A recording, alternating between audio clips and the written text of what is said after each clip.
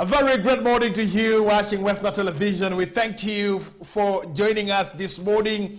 It is a Wednesday and it is the 5th of July 2023. My name is Denis Oringi and I'm here to give you a breath of every information that you need to know. And I'm happy that we are moving on. I know amid these challenges here and there, but life still move on, and we do thank the Almighty for giving us another chance to live today. And those who are healthy and energetic this morning, I have to tell you that you have to give thanks to the Lord. And so it is important that you have to kneel down and say, Lord, thank you for your protection, that I am able to see another day. And that is how you can really give thanks to the Creator who created you and continues to protect you amid these challenges that we are going through in this world. And for those who are in the hospitals, you are suffering from different chronic diseases, I pray that may the good Lord touch you so that you can really get out of that sick bed and you join the rest of the population in striving to achieve something in this world. Meanwhile, for those who are really, moving to different places that we do have, please, I pray for journey mercies and also continue praying for journey mercies for yourself. And so you should really thank God and say, God, thank you, and tell the driver to take you slowly. Meanwhile, for those that are on their way to their offices, I wish you well. And for those who are already in their offices, like some of us, I also wish you well as you continue to work for humanity. What we do on this earth is we do them for the humanity. So you don't do things for yourself, but you do it for the people. And that is why we offer services. So the services we offer for the people. And Westnile Television is here to offer for you the service. And the service or the services that we do offer are for you, who are always tuned to the television, and we do appreciate you very much. All right, dear viewer, I will be giving you some of these stories that we have locally here in Westnile, and also some of the national stories that you need to know, and also some of the international stories that you need to know later on during the course of the show, KOKOLIRIKO Live on Westnile Television. We are coming to you live from the broadcast house of the television right here on Plot 39A, Weatherhead Park Lane. We are located in Anyafiho, Arua City, Western Sub-region, northern Uganda, and Uganda at large. So for those who are catching us live from the diaspora, we do appreciate you and we thank you very much for always tuning to Westnile Television, because you want to know what is happening back home in the only region that its name is in English that we have in Uganda. And it's a very unique region because the different cultural institutions that we do have here in Westnile region, and we have different languages that are being spoken. And so we are here to really give you the information that you need right there for you. And so allow me to dive into some of the stories that we do have for you this morning. You have to know that delays by government in the release of 28 billion shillings for the development of Nyagak 3 is posing challenges in completion of the project. And so this was disclosed by Minister for Energy and Minerals Development, Dr. Ruth Nankabira, while inspecting Nyagak 3 hydro power plant over the weekend. Let's have more in this story.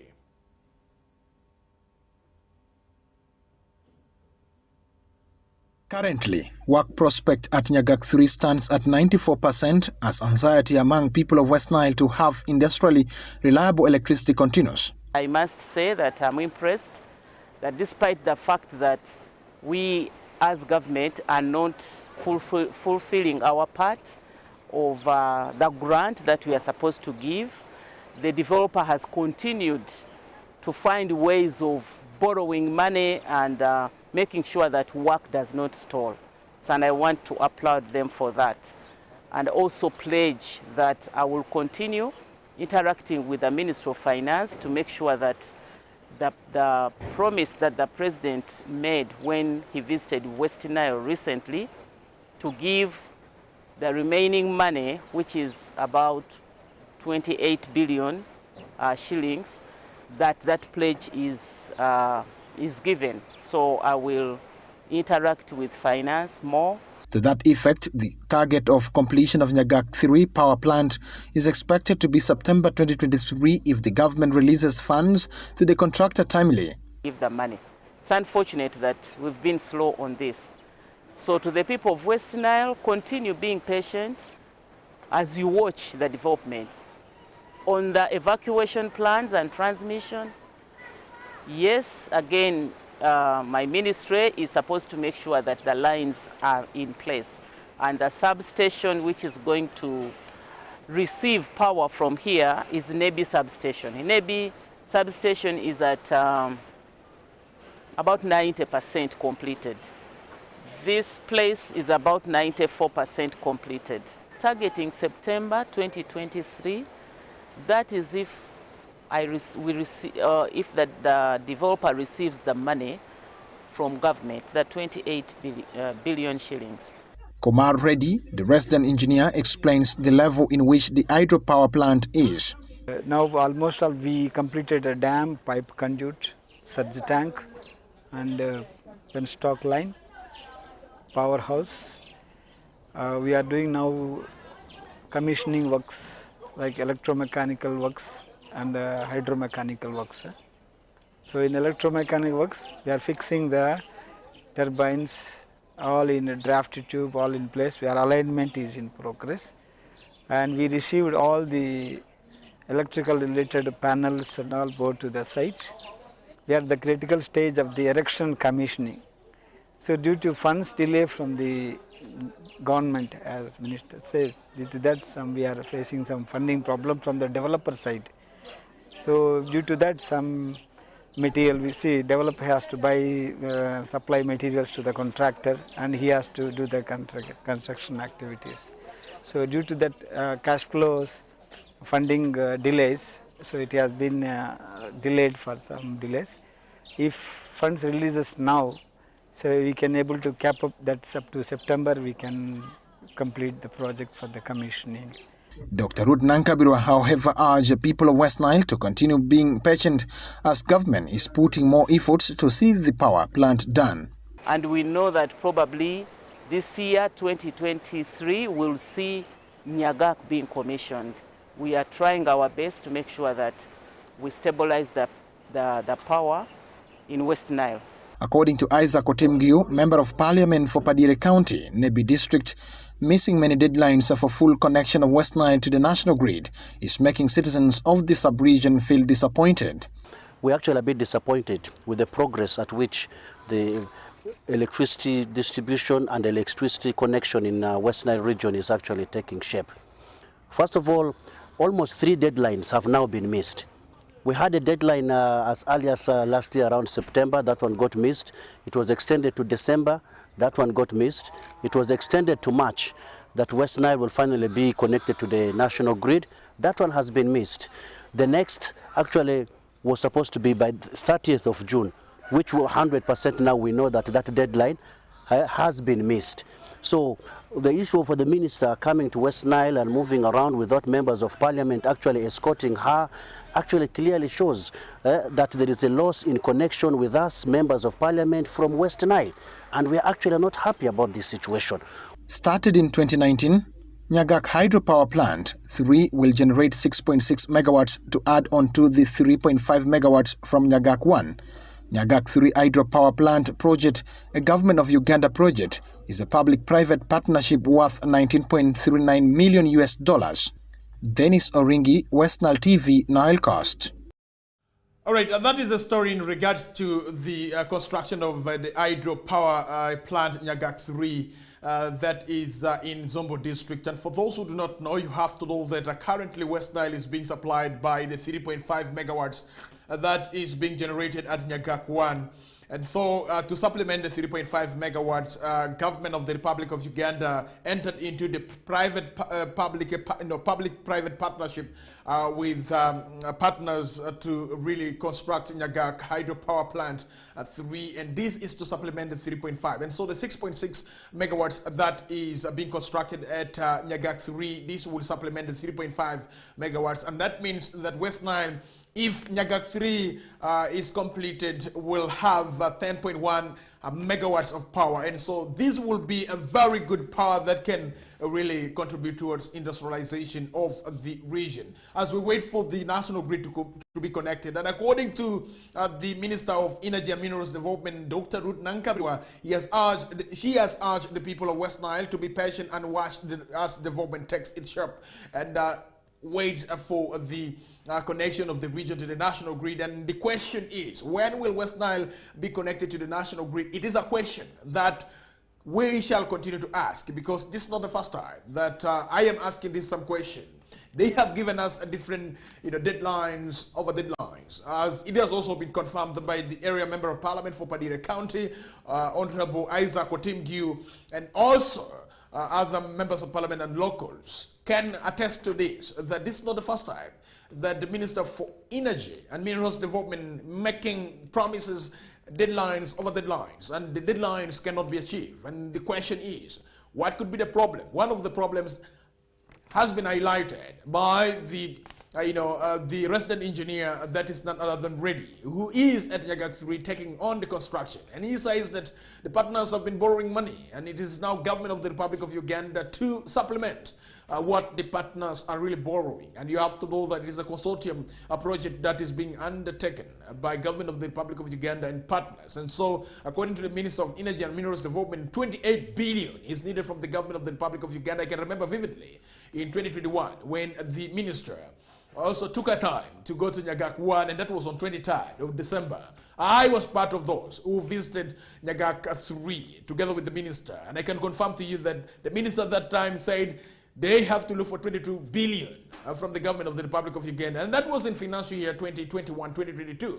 And now we got into another financial year, 2022-2023, and we have concluded the financial year. And we are now in another financial year, 2023-2024. When will the government of the Republic of Uganda be able to provide the 28 billion for the completion of Nyagak 3? And dear viewer, let me tell you something this morning.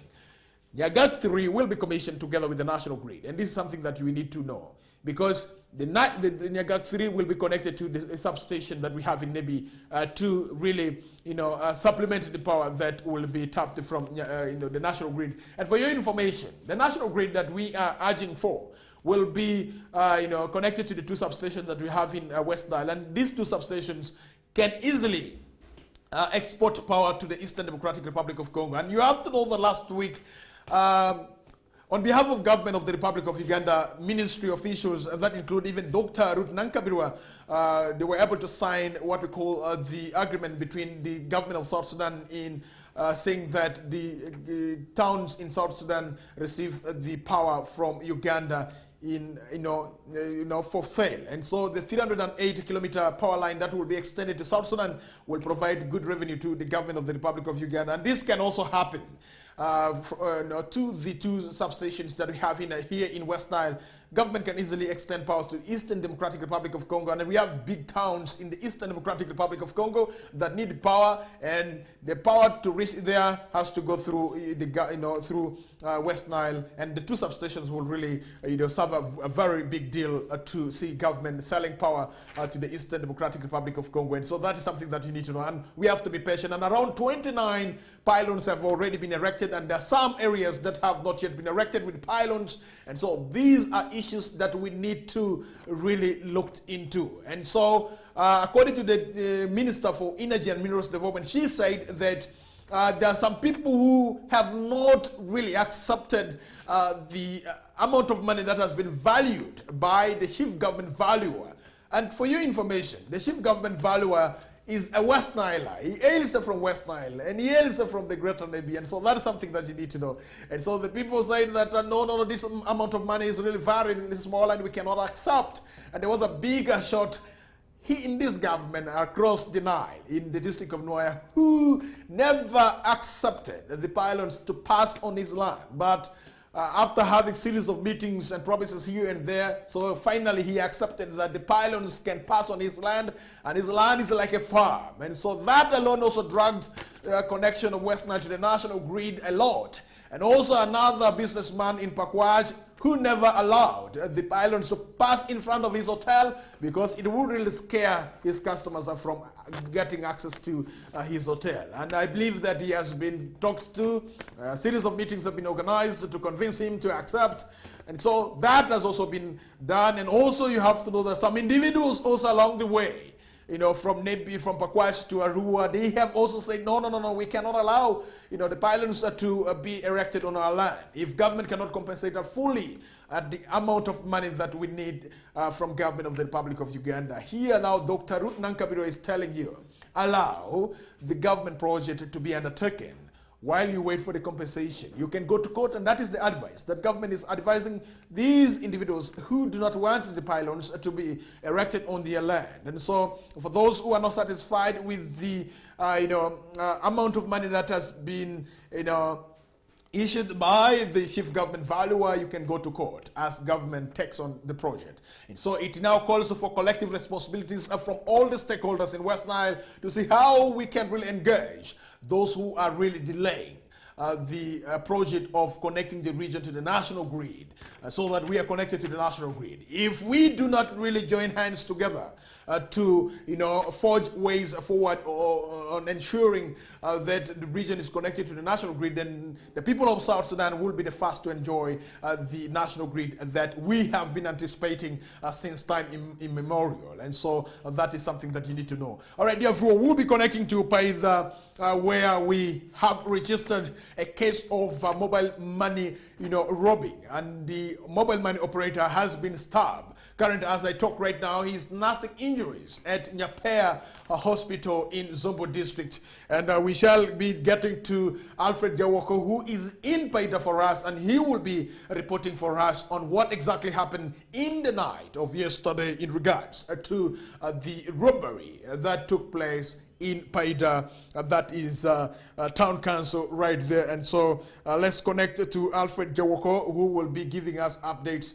on regards to the robbery that took place right there in Paida. And he has told me that he was able to visit the scene and took some pictures and also some videos in regards to that particular incident that happened right there. And so as we wait to connect to him, dear viewer, you have to know that this is not the first time that the people of Paida have registered this kind of robbery on mobile money. And so there are people who have been robbed in Paida and also other different towns that we do have. Yes, we have Alfred Jawoko joining us this morning. Thank you very much for joining us, Alfred. How is Paida this morning, and how are you in particular? Good morning. Yes, good morning to you, Dennis. Good morning to all our viewers. I want to say thank you for watching Westnile TV. And from Zomo District, we had incident which happened last night at 8 p.m. in Paida Town Council, where unknown thieves stabbed a mobile money operator along Nyondo Paida Road in Paida Town Council, Zobo District. The victim, identified as Kiki Amoti, a 22-year-old who was rushed to St. Maria Clinic along Nyondo Road, and he was stabbed with a knife in the left side of the belly 3 times, and the left arm and the chest respectively.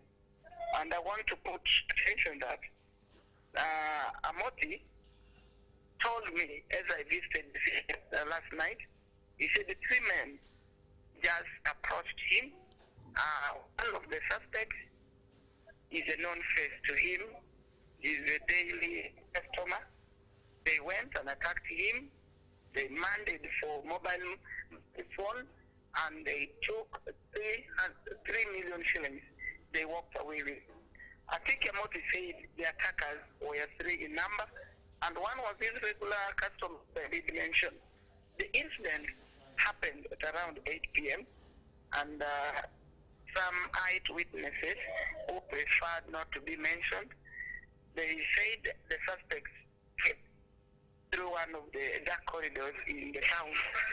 Paida, we have very many dark corridors you could be knowing because you are so famous with Paida. And Bosco Aju, this is a clinical officer at St. Maria Clinic, was giving treatment to the victim. mentioned as he was saving the victim who was lying on the ground in the pool of blood. Meanwhile, according to some reports, Dennis, recently we also had the same incident where someone came and took away like 7 million shillings. We did run the story last month. And according to Enanga, the spokesperson for police, last time he gave warning to mobile money operators and he cited some spots where this incident is happening.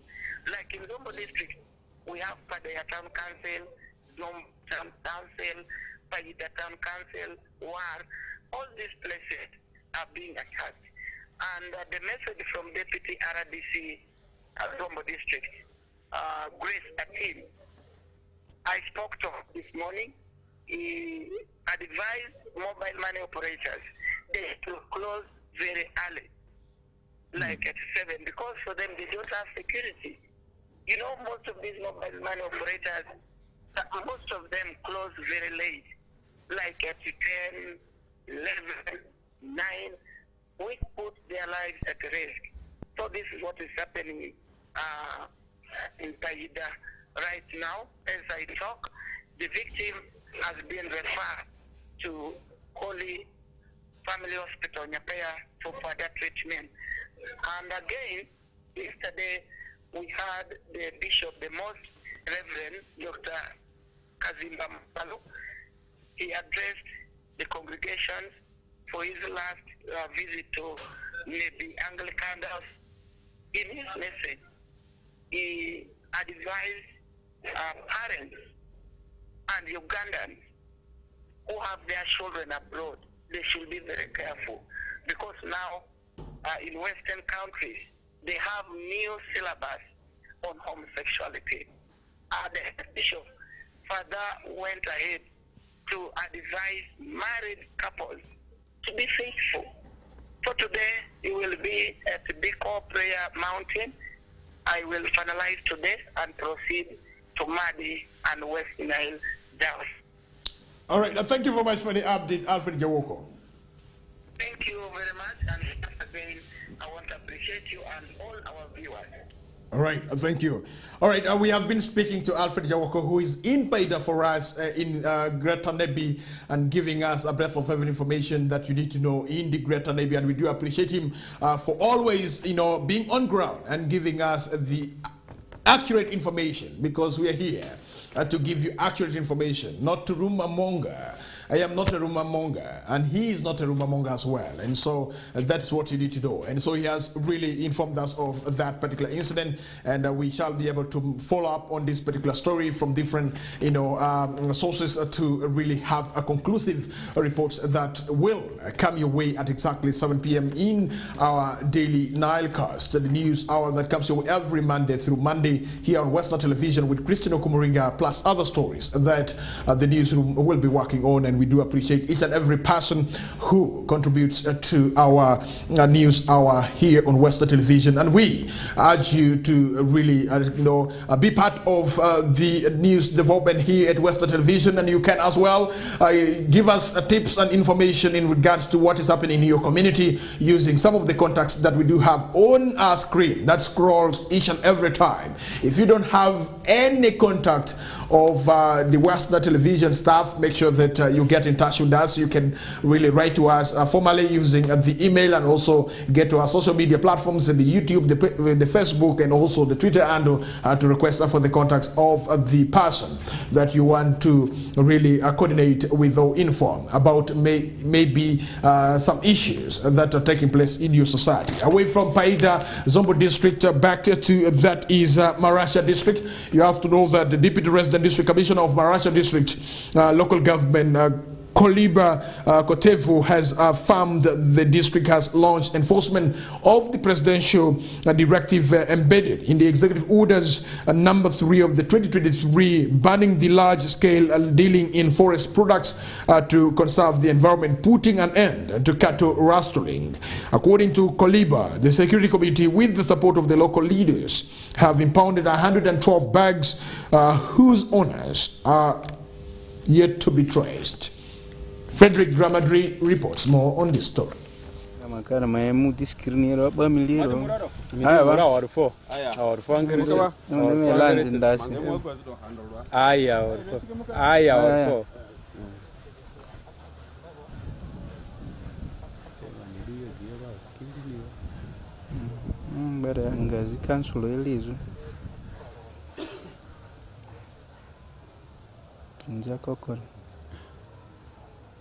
Represent Mira.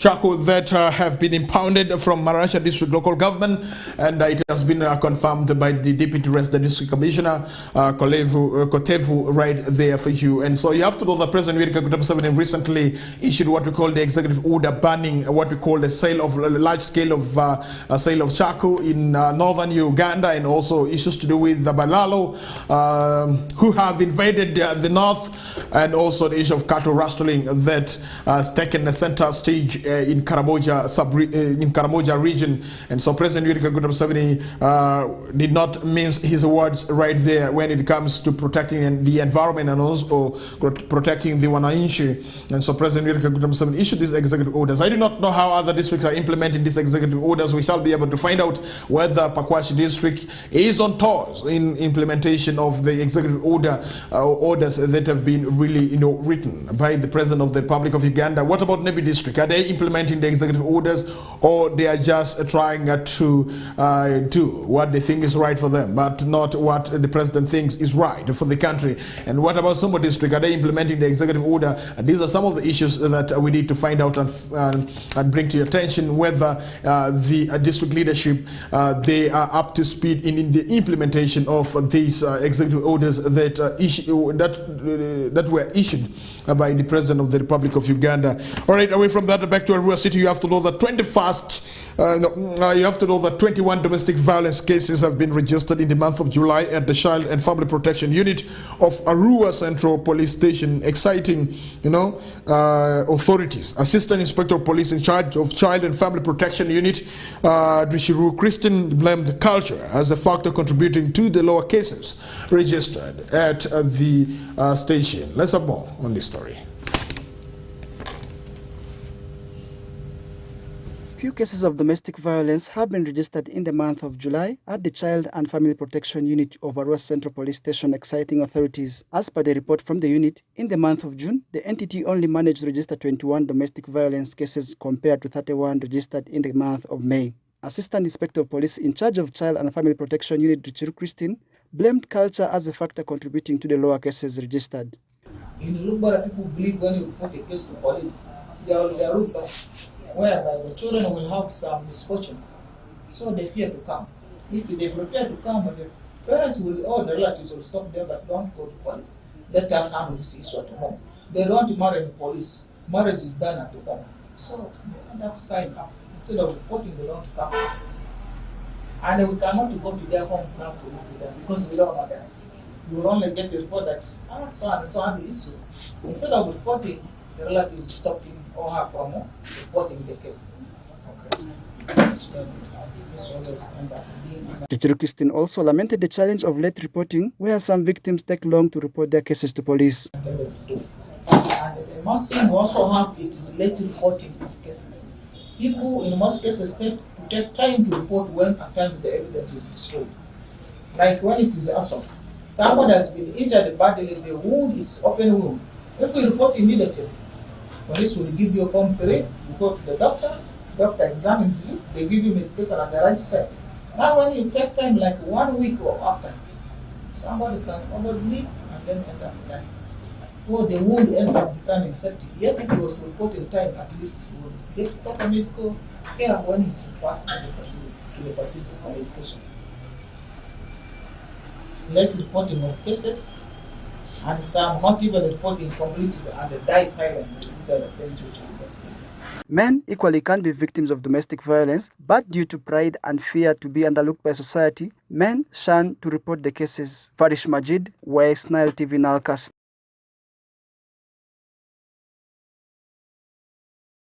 Technical glitch right there. The security agencies of the United States of America and the United Kingdom has passed warning through the Uganda police to be alert of terrorism attacks in the country. The Westnile police spokesperson Josephine Angushia, in her statement to the press, urges the general public of Westnile region to remain alert, vigilant and security cautious within the communities in order to report any strange activities relating to terrorism. Let's have a look at this.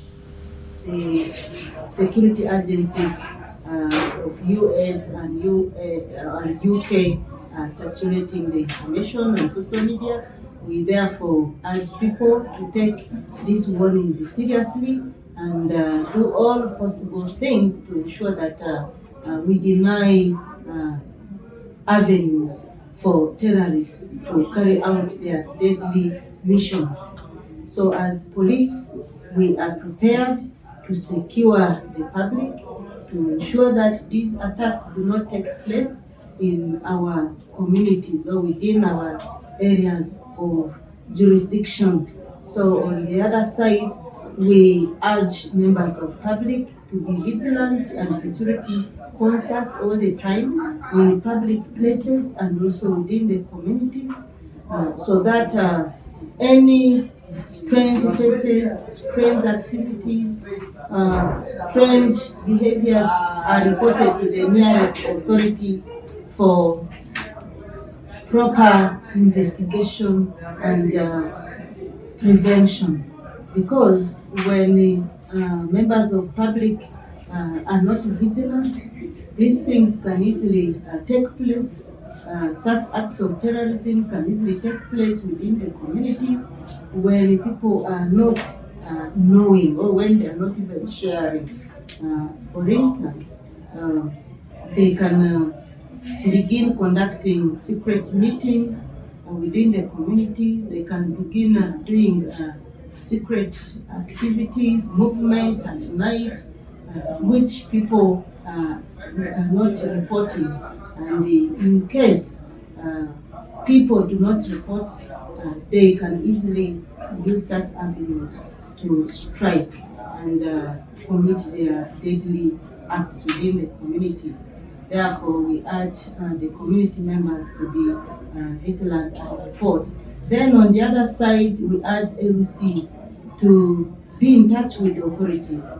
They should look out for strange faces in their communities. They should share information with the nearest authority quickly in order to prevent acts of terrorism. And this also applies to border communities, because Westnile region borders South Sudan and Democratic Republic of Congo, which are having porous borderlines. We have so many routes which are exiting and entering into the region and into the country.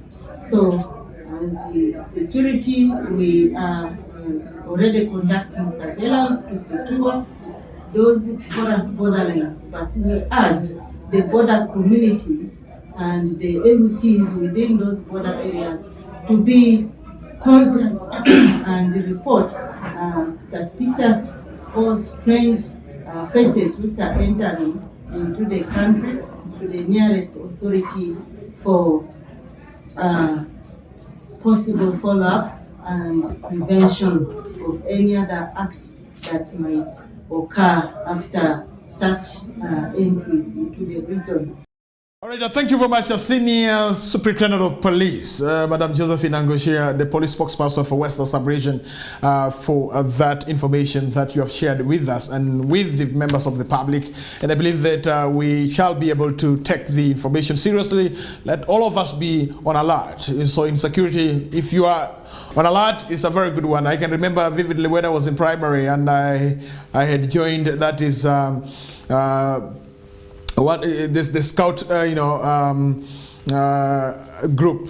You know what scouts do? You know, they have their motto. Scout motto, be prepared. Scout motto, be prepared. And so if you're not prepared, what do they do to you? They kick your legs, or you're beaten. And so I do not know what has happened to that. Should I say that scouts movement has been replaced by patriotism in our schools. And then what has happened to the patriotism clubs that we do have? I can remember in 2014, they called us to Nekosok, that is in Nebi, for patriotism club training. And so by that time I was still doing some work with some of the with one of the schools in Nebi district. And so when we went together with the students, what happened was that they told us that we should wait for our transport refund, and our transport refund was being brought using, aeroplane, and so we waited all in vain. And then they told us that the plane landed in Arua, and so we have to wait for our transport refund. So everybody was eagerly waiting for that money. And over the weekend, I met one of the teachers that I was with. Currently, is now the head teacher of Aluka Secondary School in Zombo district. And so I asked him, did you receive your money that they were bringing using plane? And so he told me, up to now, he has not yet received that money. And that was about the patriotism training that was organized for the teachers and the students in different schools that we have in Nebi district. And so from that time up to date, I think I've never had interface with the people who are in charge with the patriotism. They call themselves the National Patriotism Club, the NPC. They have their secretariat that is in Kampala. I do not know what has really happened right there and what the secretariat is doing in regards to patriotism. I think they had good money because it was a presidential initiative and it was attached to the office of the president. And let me tell you, those who are attached to the office of the president, they have a lot of money, and they just come around and tell people, do this and do that. Oh, they just go back and they disappear. And they tell you, we are going to send money using mobile money. Let me tell you, dear viewer, this morning, many people are crying, more especially those who do participate in trainings organized by ministries and other organizations that are fond of telling people that register here. We are going to send you money using mobile money. Some of them, up to now, they have not received any amount of money, And what happens to Thatch? I think that is one of the forms of corruption that the IGG should really get interested into. There's a lot of money laundering and also corruption taking place in the civil society world, and also with some of the government ministries, departments and agencies, especially this one who tell you, please sign here, we are going to send this money using mobile money. When you were coming, why didn't you withdraw the money? Will you also pay the hotels and and the services that you were able to get during the time that you came to West Nile in carrying out the activities that you carried using mobile money? Some of these questions we need to ask. Why do you tell people that you have invited for training or maybe for workshops that we are going to send your money using mobile money? Yet for you came to the region and you never carried the money. They never send money to you using mobile money. You carried hard cash, and you were able to buy food, you were able to pay for accommodation, not even using mobile money. But the people who have, who turned up and you invited, you tell them, go back, we shall send using mobile money. We shall send you a transport refund using mobile money. Transport refund, I have borrowed somebody's money and I've come, I need to go back and I need money so that I go and refund this person's money. And for those ministries, departments and agencies of government and local governments who have organized events, workshops, and you promised the people who participated in the activities that you organized that you pay them using mobile money. If you have not paid them up to now, shame on you. And I have to say this without mincing my words. A shame on you. And you, it is a very big shame right there. Let's not treat human beings like they are dogs. They're also human beings. Somebody has signed, and you want to use their signature for your personal accountability. I think sometimes it's good to desist from signing certain documents without understanding. Especially some of the papers that they tell you, write your name and sign here. And then they tell you, please, leave the column for the amount blank. And so we shall know, we know what we are going to do. And so that is one of the forms of corruption, but people don't understand. Let me tell you, government of the Republic of Uganda is losing a lot of money through such deals and through such, funny ways of, signing. And for your information, let us be extra careful when you are signing documents from government ministries, departments and agencies, and they tell you we are going to send this money when we go back to Kampala. What did you use for coming to Arua and going back to Kampala and staying here in Arua? Did you also go to the petrol station and you tell the pump attendant, please, fuel, we are going to send for you the money using mobile money and sign here? I think that does not happen that way. But when it comes to facilitation for the people, you tell people we are going to send via mobile money and you go back to Kampala. And who eats big from this kind of deal? The people who are in those ministries, departments and agencies. Why? They have their companies, they have the mobile money agents, and then they go and they use their personal mobile money agent to send this money to the wananchi. Why? They want to also get some percentage in the name of the mobile money. Wonder shall never end, and corruption shall never end in this country if we are not vigilant. And I'm telling some of these tricks. Someone will be saying that maybe I'm talking like this, they never send for me money that they promised that they will send. Yeah, indeed. I have not received some of the monies that I have been promised, especially by those who came from Kampala and organized some trainings and activities here in West Nile. And that is one of the forms of corruption, and it is one of the forms that government of the Republic of Uganda loses a lot of money, in billions, by the way, for your information. And I have to tell you that Ministry of Trade, officials from Ministry of Trade, the other time, they did say that they use around 400 million for transporting documents. That is from Kampala Center to Entebbe, 400 million for transporting documents. But later on yesterday, they did clarify that they used the 59 million for transporting documents from that is the business center of Kampala, where the office of Ministry of Trade is located. And so that is something that you need to know right there. Let's go for a break, and when we come back, we still have more for you here on Westnile Television. We still have some local stories that we shall be able to bring to your attention. Good morning, my name is Denis Oringi, and it is KOKOLIRIKO Live on Westnile Television. And today is Wednesday, 5th of July 2023. It is KOKOLIRIKO Live. Good morning.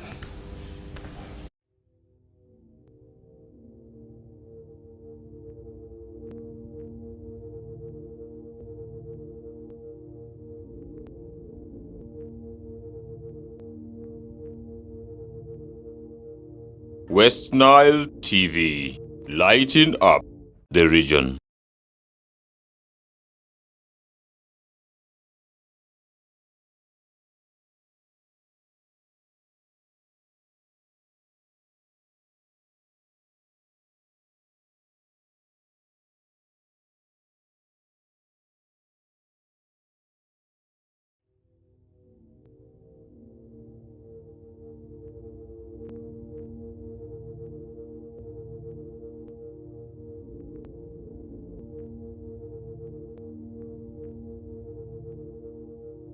Westnile TV, lighting up the region.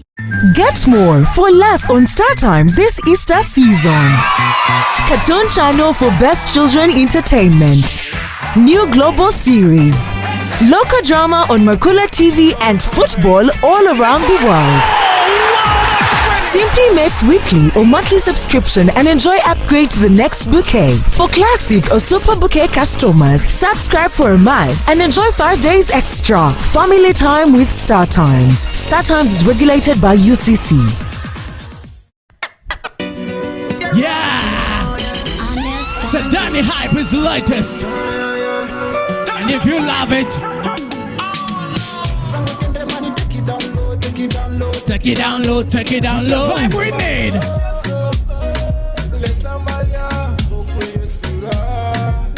Yeah. Introducing Devi Dancer. Say shake your body. More on fire. Devi Dancer, yeah. What about that? Thank you for vibing with us. What's up? Hey! Break your body. So break your body. So break your body. Break your body. We separate. Break, break, break, break, break, break, break your body.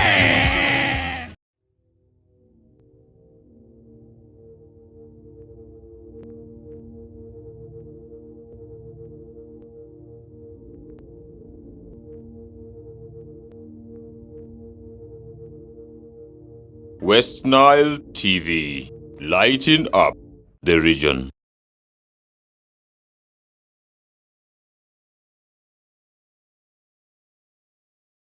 I'll be back and thank you very much for joining us. I've been told that good citizens of this country don't ask questions. And if you ask these questions of accountability, you are either taken and put in drone or they silence you with some amount of money so that you don't ask those questions. And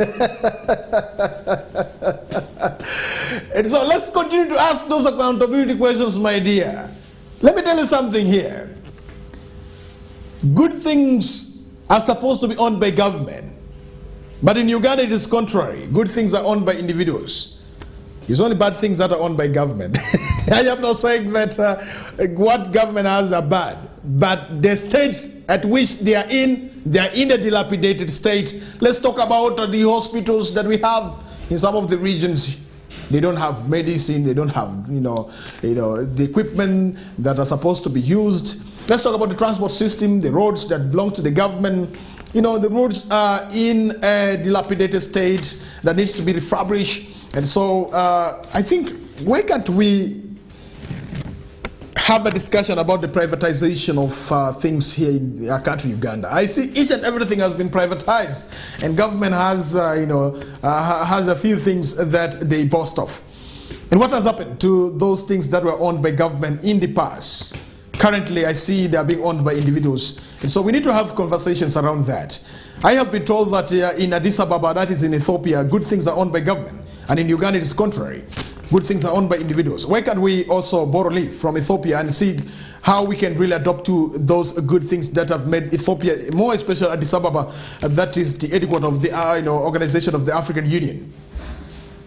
I know some of the big persons in this country, especially in this government, they always travel abroad. What lessons do they always learn? We have members of parliament who always leave this country called Uganda. They go to other countries for benchmarking. And what do you always go and benchmark? And we don't see the outcome of your benchmarking. What is the problem?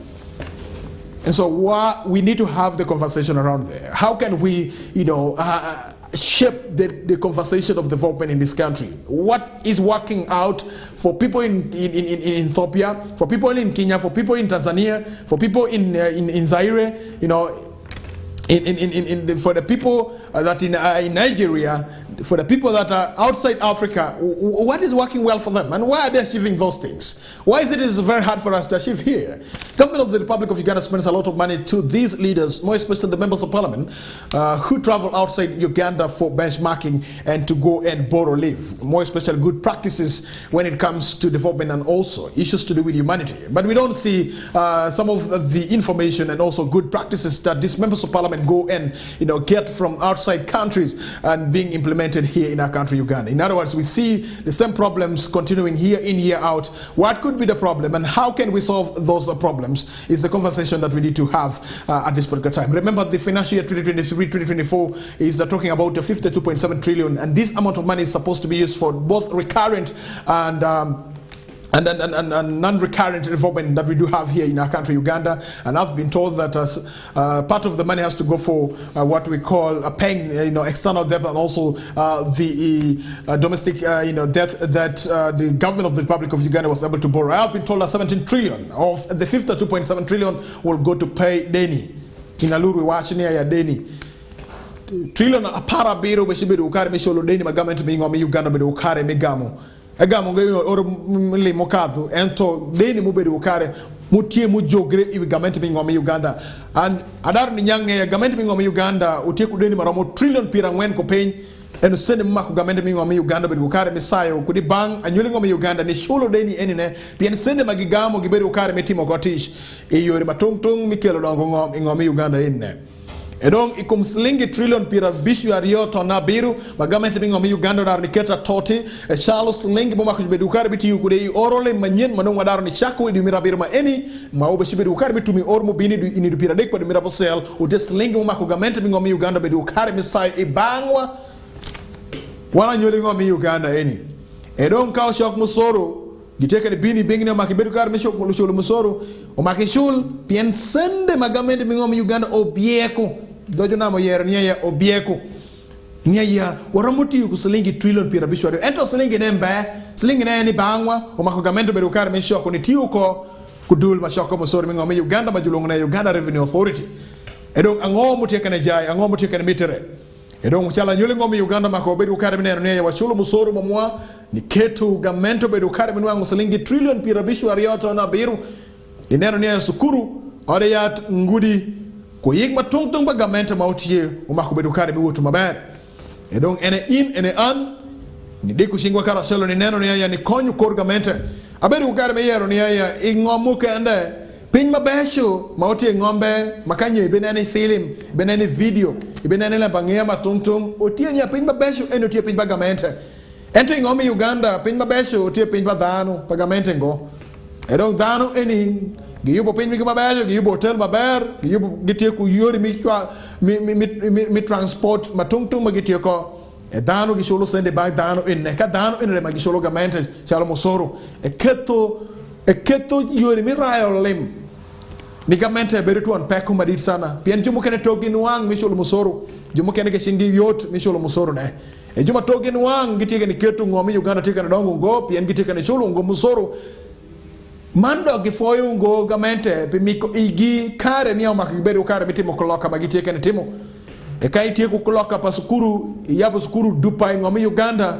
makiberu kare misholo musoro pien gamente kanomito ramo wasu nia ya wafungo skuru maperi wametungo ngati moko kene kene ya skuru gamente wabe ya skuru ni dhano edon silinge mo chulo chalo skuru freeze silinge na shido idero pagamente magamente yoringetiu kude ni neno ni ya ngom judongo maber ngudi yobo ori ya to tieku yat mporre e kashidi ori ya tifutungo ngom kashidi ori ya tifutu kitanda pa wegi silingi ento kuguma rasha ori ya pagamente watieku kaberu majiba to pa wegi silingi akaju maselinge megimbe eke madegi shulu musoro gin ke umako no juket gi akane dong ni neno ni ya yik pagamente matungtung ku lembe umako gamente be ukare metimo wot mabere wan wadhano mo watia nyolingo mi Uganda umako bet ku kare mishulu musoro maselinge ne gamente tiyo ko kude ni neno ni ya ngudi yiko adar ni nwangu report ni ngudi ni ai kudi kuchunyi ai nebi ikadi kuchunyi ma ikadi shidu kulepo kwero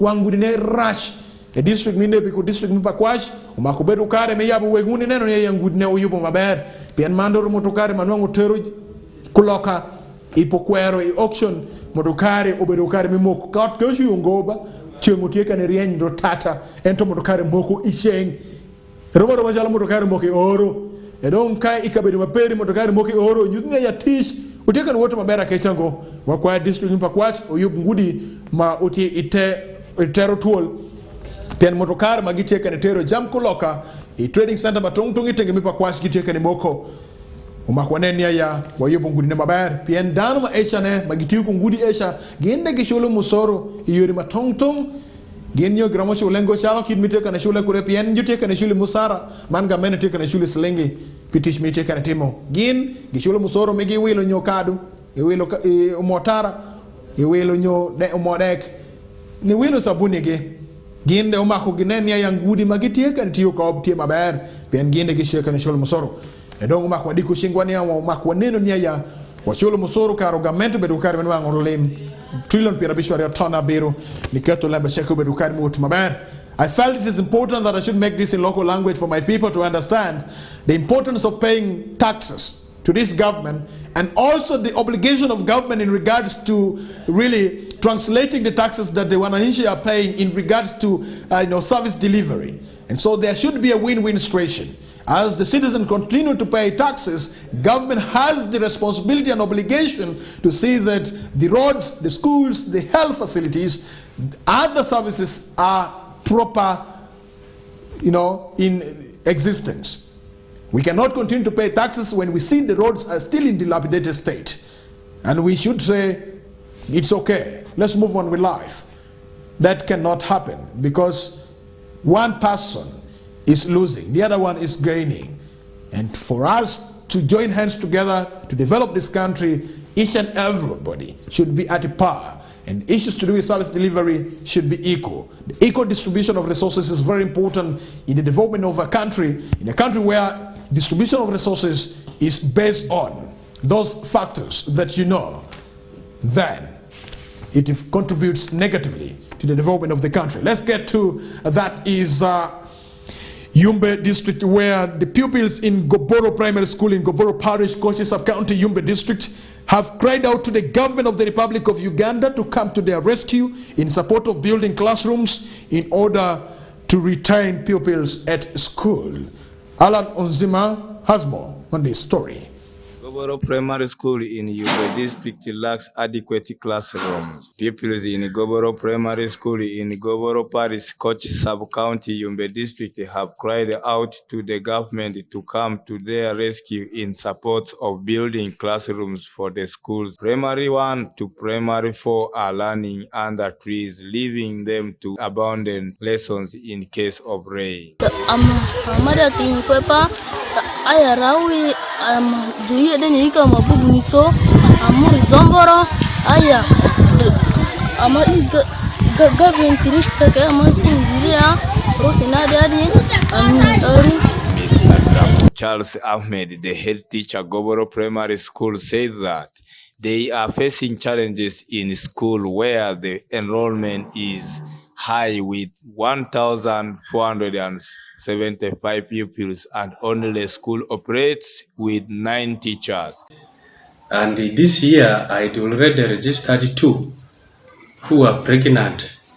But right now I don't know whether they are there in the classes.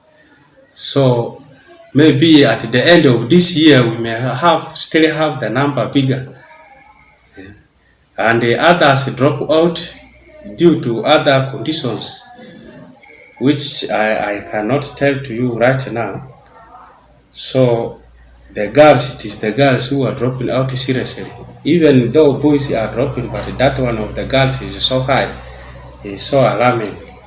And as I had said, we had the other challenges of the facilities, even both classrooms and the furniture. Like right now, if you go to the classes from P1 up to P3, they are completely sitting on the floor. And the P4, half of the P4 is sitting on the floor. A few are sitting on the desks. He, however, urged the government to intervene since the primary 1 to 4 are not having classrooms, and also number of dropout school girls is high. We face the challenge of dropout among the girls because it is the environment. In fact, it is based on the environmental basis, because you know the number of educated people in this environment is less than the number of who are in fact educated. But if you take, though the people can be educated maybe at the primary level whatsoever, but they cannot concentrate on the issues of the education so much. So that one has affected the dropout rate in the school very, very much, especially the girls. Mr. Azabo Bashir, the Community Development Officer, Kochi Sub-County, Yumbe District, confirmed the report and said that Yumbe District is leading in West Nile region on school dropout. As Alan said, Kochi is among the 5 sub-counties leading in terms of teenage pregnancy. But however, we have a strategy on ground to sensitize the communities on the importance of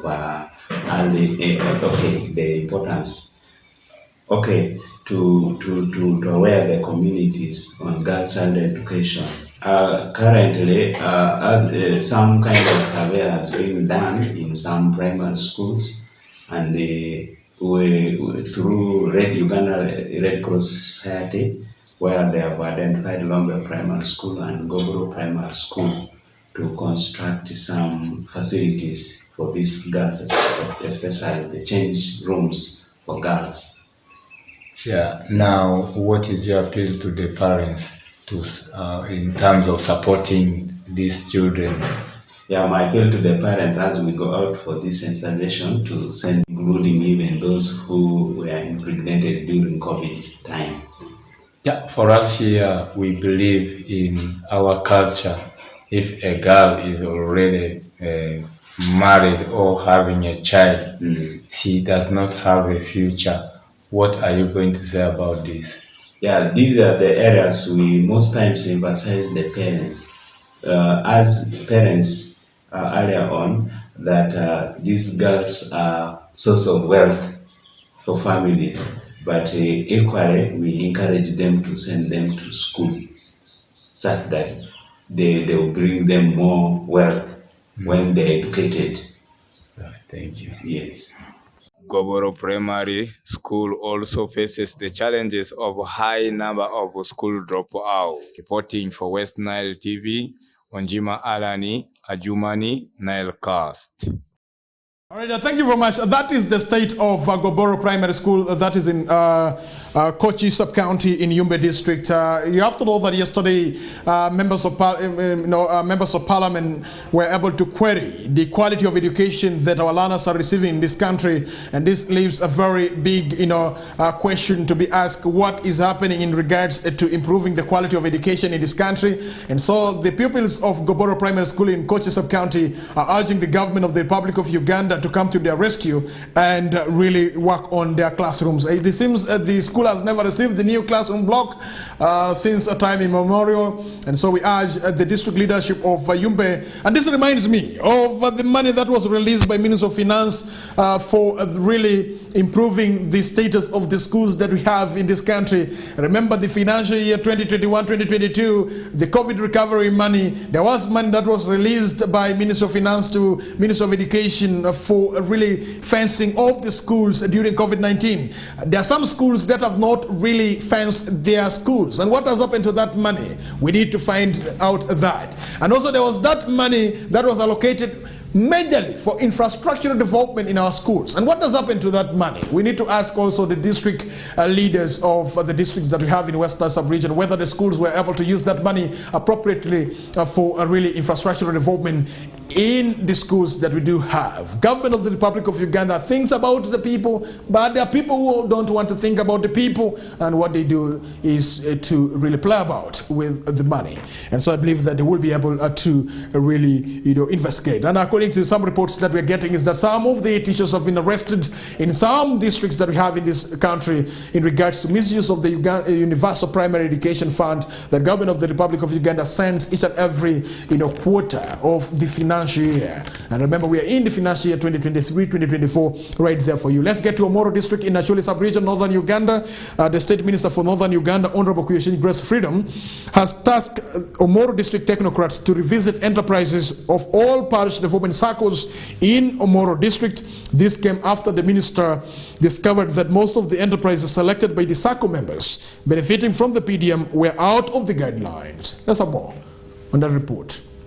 Started joyful with the launch, message alert from DFCU, Centenary and Postbank respectively, coming to PDM beneficiary funds.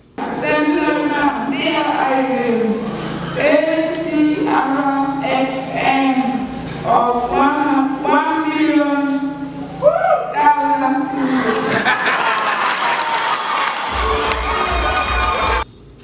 Then interrogations. But you can't create SACCO for no commodity.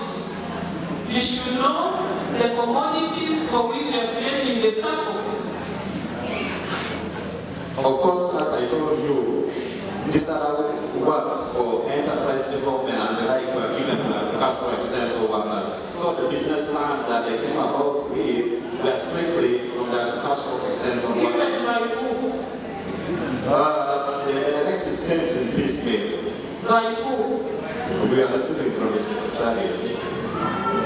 After failing to satisfy the minister, Omoro District Production Officer Oyet Jomo Geoffrey bounced the ball back to his senior, Patrick Ola, the Senior Commercial Officer, to help explain why the district have decided to endorse enterprises which was not guided by the President in the PDM documents. Because the guidance on the selling enterprise came later.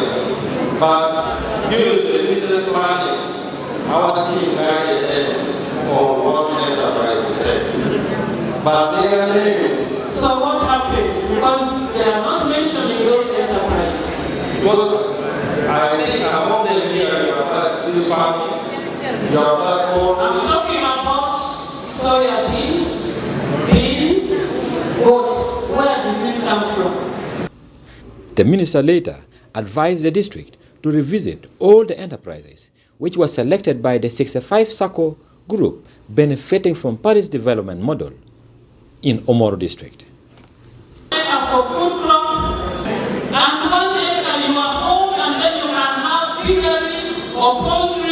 the backyard.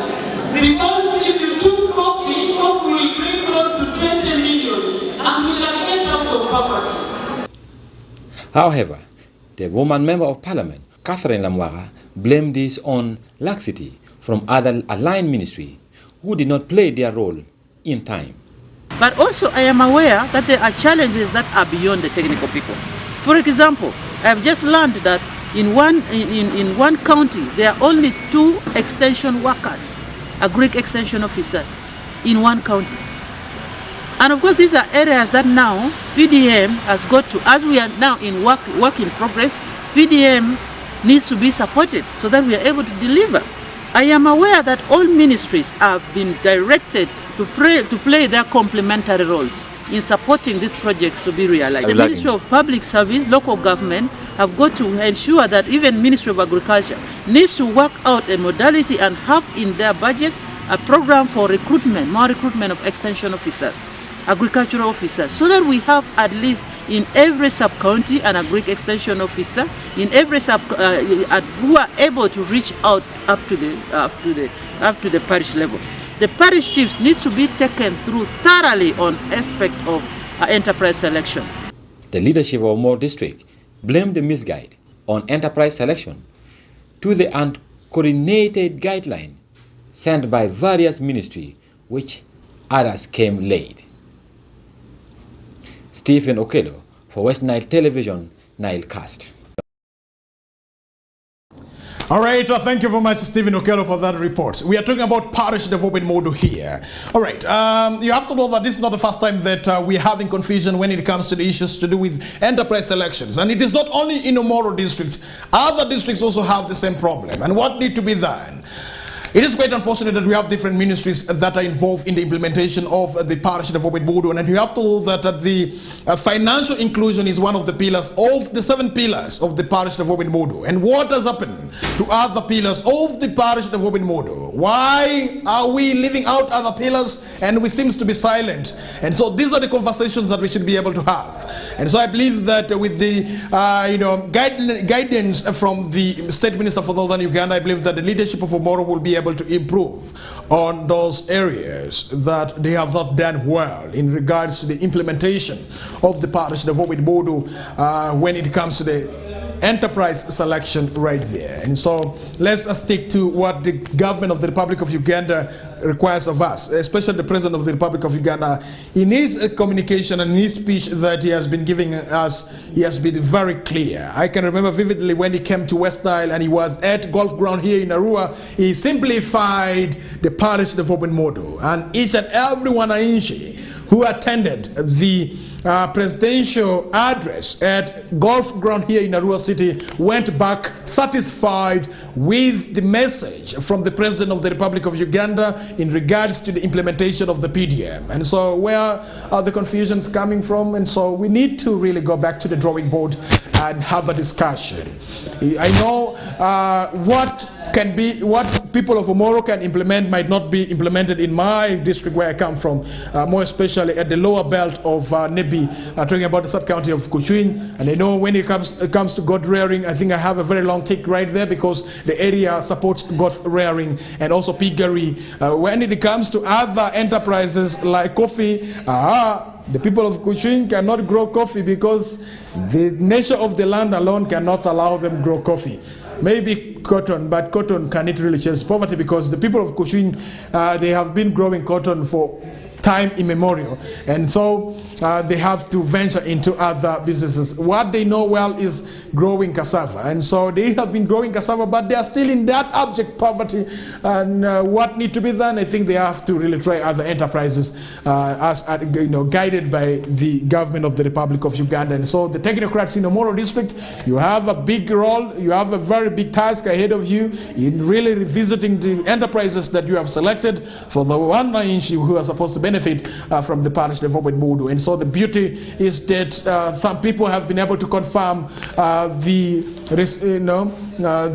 confirm receiving the money meant for PDM, and that's a very good one, and that is under the financial inclusion, which is one of the pillars of the parish development model. 100 million in a parish in a financial year. It's a very good one. I do not know, the last financial year ended on 30th of June, and whether the government of the Republic of Uganda was able to really send all the monies to the circles that we do have in this country. That is another discussion for another day that we shall be able to have. And I know very soon Parliament will really demand from the Minister of Local Government to give updated reports about the implementation of the parish development model, and we shall be able to wait from the Minister of Local Government, Honorable Raphael Magezi, who will be presenting a report in regards to the implementation of the parish development model for the financial year that ended on 30th of June 2023. As we get into the new financial year, we need also to understand how much has government of the Republic of Uganda allocated for the implementation of the parish development model. Remember, some of the circles never received even the 25%, the 25 million that was released by the Minister of Finance to different circles that we have in this country. And so we are waiting to see whether in the first quarter of the financial year 2023-2024, government of the Republic of Uganda will be able to release another money. And government has said that they will be releasing this money on quarterly basis, so long as the parish is able to receive 100 million in a circle of the financial year. And so in the first release of the financial year 2023, the parish circles might be able to receive 25 million, and then the second quarter 25, the third quarter 25, and then the fourth quarter 25, amounting to 100 million in a financial year. And this money is supposed to go to the households that are considered to be in subsistence economy, because President Yoweri Kaguta Museveni wants them to get out of the subsistence economy to money economy. Who does not want money here? I need money, and that's why I'm working here at Westnile Television. Let's have a local story right this morning. Metro Secondary School holds the All Students Reunion Day, aimed at bringing the all students together with the current and continuing students, with the main objectives of creating a platform for the students to interface and share ideas geared towards achieving good performance in the school. Let's have more on this story from Dominic Okumo, who reports from Moyo.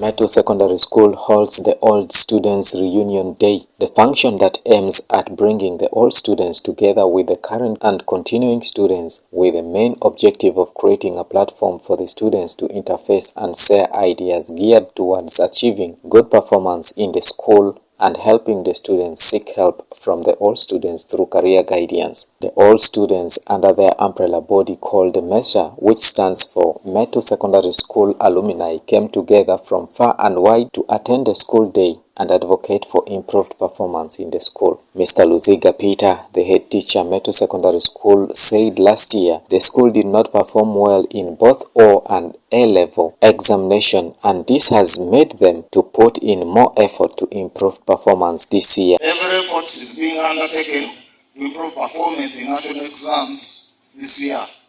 Measures taken on include extra lessons for the candidates to widen syllabus coverage, intend that by the time they sit more, we should really have covered most of the syllabus. Then we have invited subject specialists in this area. MESA has been very helpful for the previous 2 years. This year, the change has been that we have done it beginning this term 2, then we shall invite more of the specialists in term 3. We have carried out our field trip for the geography and agriculture classes. We have already carried it out. In fact, it was last weekend. They went to Abzad Farm in Arua. Mr. Vinnie Daniel Denis, the Treasurer Parents Teachers Association and a board member who stepped in for the Parents Teachers Association chairperson, said the performance of the students mattered to them as parents, which made them to conduct meetings and in which they agreed to improve the performance of the students. On the side of development, I think it is a long song of our past We, the parents, want to see, the management together with the board, we want to see our bus. At least, if not this year, early next year, we want to see that bus. Because I will have nothing to say to my PTA members when they come for that meeting. And we will be very happy if you could show to them that this is the progress we have made. This is a song of long period. It is now almost over 10 years. Mrs. Kabayanza Nancy, the chairperson board of governors, Metu Secondary School, who is also an old student of the school, said as board of governors, they had the idea of improving the infrastructure in the school and they approached Moyo District local government to lobby for the construction of a dormitory and staff houses, especially under Dr. Deep, but unfortunately, due to some changes, they were unable to get the project done this year. As board, we have had key items on our agenda for improvement within the school, and one or two of them have been infrastructural developments. We have hoped to improve accommodation facilities both for students and the teachers by looking out for avenues of additional school dormitories in the school teachers' quarters, and the school fence. We have made efforts through a plea to the district, Moyo District local government, through projects like Dr. Deep, to at least consider us for a dormitory block and a school fence. Mrs. Teria Joan Gabu, the chairperson Mesa, said their dream is to create an environment where every teacher feels valued and go an extra mile to nurture students, and every student has the opportunity to excel and succeed in and out of school, where every parent believes the dream of his or her. All right, thank you very much, dear viewer. We do appreciate you very much. All the students of Meto Secondary School, having reunion day right there for you. I think other secondary schools, OBs and OGs, you can do the same. You can also organize for the reunion day. I've been told that Angal Secondary School, all boys and all girls coming together to have another reunion day. This will be on 15th and 16th, I think, yeah. And so Saturday and Sunday, the coming weekend. So that's something that you need to know right there for you. All right, dear viewer, some of the stories making headlines in our country, Uganda. You have to know that Aviation Justice Ministry of Staff, 8 big new salary structure is what you need to know. Then lazy civil servants are letting us down, Minister Babalanda said. Then also cracked pit latrine puts lives of over 400 pupils in Rukunjiri school at risk. And then Ngoma Game Ranger collapses, dies in compound. DNA test. Men are troubled, suffering, and that is according to the Deputy Speaker of Parliament of the Republic of Uganda, Thomas Tayebwa. And then Bobby Wine scoffed at Museveni's probe into Bukadea by-election violence. And then President Yoweri Kaguta Museveni has said, I am not looking for anything in government, I have my cows. And so for him, he has his cows. I do not know what you have. For him, he says he's not looking for anything in government, he has his cows. And so what you have, is up to you. And so former Mitiana member of parliament retires from elective politics is another information that you need to know right there. And then teachers waiting for new curriculum textbooks mid-second term. And the new curriculum was really, started, but schools lack the books for the new curriculum, and this has made the teachers not to know what to do, and they are guys, and they are really, moving like he-goats during dry season. Not knowing what they're supposed to do. And so this is quite unfortunate for some of the schools that we have in this country, that up to now they lack the textbooks for the new curriculum that has been developed. And then the Minister of Education and Sports, Janet Gataha Museveni, extends deadline for completion of Nambole rehabilitation is what you need to know. And then police ban at pedestrians from using Old Ginger Bridge at night is another story that you need to know. And then oil refinery deal hits a dead end is what you need to know right there. My oil or our oil is what you need to know this morning. That the government is back to scouting for a lead investor to finance construction of that is 60,000 barrels per day. That is a BPD oil refinery planned to be built in Oima's Buseruka sub-county. The decision follows expiry in the key project framework agreement signed on April 10, 2020. 2018 with the Albertine Graben Energy Consortium, a special purpose vehicle of American and Italian firms. The consortium was to design, finance and construct the refinery,